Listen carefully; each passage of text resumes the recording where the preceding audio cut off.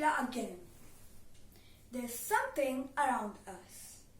Today I will be talking about the art of public speaking. You might be wondering, why do we need the special art or whatsoever it is, art, skills or techniques? But it comes to a matter of importance in our daily lives and every phase of our life. If you're a student, we need to do all those annual concerts. If you are working as a job in a company, you need to launch your products, or you are a CEO of a company, then it's at the topmost priority. You have to talk to the clients, to your managers, to your workers and everyone you have to in your company. So it comes to use in all our phases of life. So without any more discussion, because we all know the importance of this art, this skill, let's dive into the topic. First of all, the things occur when you walk on to the stage. You need something. Confidence. Because if you're shying and talking lowly, running across the stage, that's really poor presentation. You just need to be confident. You all should be confident while on the stage. This is called the sin of monotony.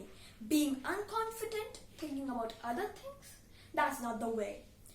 But how to be confident, how to walk in the right way, how to be good? Just one thing. Make sure that your topic is prepared and do not think of anything else other than your topic. You're thinking, oh, am I looking good or not? Your audience will think the same. Oh, he's looking good or not? Am I walking in the right way? Are my gesticulations correct? No, don't think any of these things, but focus on your point, because if you focus on your point, your audience are going to focus on the point. If you think something else, oh, that curtain looks good, oh, everything is good, I am looking good, the audience will think, oh, what a presentation around you, not you. Your presentation, what you're saying would be deadlier, because the audience is looking something around you, not particularly at you. So one important thing, be confident, and how to be, do not think about other things, about your appearance. You should be good looking, but formal wear, whatever you want to wear, at the right occasion, don't think at that moment that I am looking good or not. Just get to the point and be like that. Oh, you are the audience, I am the speaker, we are on the same boat. We are talking about the same point. We are friends, let's talk. Just convey your points. Do not think about yourself or around you, just about the topic. Then, one problem occurs when people do anything like they speak continuously. They speak like this. Now, to speak we need to do these things, gesticulation should be right, and this, and they continue on. That's the wrong thing, my friend. That's wrong. We not to do this continuously. No, it's worse than deadlier. Calm down yourself first and then start speaking. First of all, normal points. I am a boy. I am. Normal points. But boy here becomes an important topic of the sentence, because I am describing my complete thing in just one word, boy. And that has to be taken care of extraordinarily than the others. If a king enters a coach, everyone makes his face. Everyone praises him more than the others, and that should be done in the case of a sentence too. The boy is a king here. He should be treated at a higher level. Here comes the topic of pitch, which you need to know at your best of your presentations. What this pitch is, but so I am talking at that moment. My pitch would be my volume at what I am talking. Suppose my volume is 10 now, and till the end of 10, means till the end of my speech, I speak at the same pitch, same rate, that's 10. That's really bad. I am just speaking continuously without any explanation, without any question mark, what this is going on. That's worse. That's not required. Yes, that's not required. You just need to change your pitch. I am speaking at 10. When that important point comes, I am bored. Should be high pitched or low pitched. Give examples. Oh, that's Mercedes that looks cool. Cool was a good one. That's Mercedes that looks cool. Cool here became low, and that shows that this cool word is important. Yeah, you can choose out whatever word is important for you in a complete sentence, and that's dependent on you. What you say, your audience will listen, and at their best, they will listen. But make sure that you change your pitch at every time you are talking at the audience. You're talking to the audience, change your pitch at some times, or else no one is going to listen to you. Pitch, right? Something else is required, right? Yes, pauses. What was that now? That was a pause which you need, and that's one important thing. While you're speaking, one thing comes first. Pause. Let's take an example of a student if you are. Pause is required. You are reading a story and then there comes a comma. You are reading a story to your teacher, there comes a comma. You have to stop on that comma. But it's not till the comma full stop. You need something else. Here, there was no comma. But I put one explaining you what this is. That's make it important. You need to know this at the best of your presentation, because this is only the one which goes you from one card to the another and then to the board. This is important. Use it as much as you could to prove that your points are important. The pause creates a suspense. Not that suspense story if you are guessing. No. It creates a suspense of what you are going to say. It creates a suspense of what is next. It creates a mind thing suspense that what is the person going to explain us next. That's what is the importance of pauses. Pauses, right? I said pauses. What this was? Force, if you got it right. I bang this thing, it's a force. Similarly, you bang the word, that's the force. You're not shouting. I think I was, but in force, we don't shout. We apply the force.